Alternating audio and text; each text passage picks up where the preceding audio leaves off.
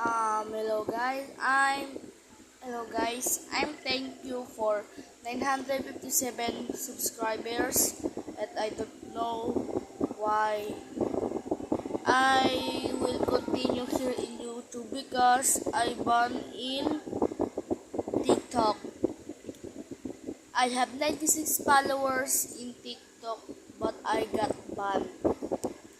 So I'm gonna continue here, guys. I wish I have a silver button. I just want to be a famous, but it's impossible for me.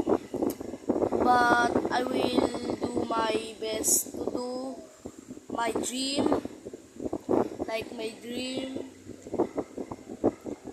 and my videos are so cringe.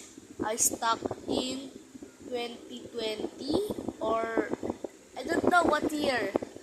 But I'm very thank you for 957 subscribers.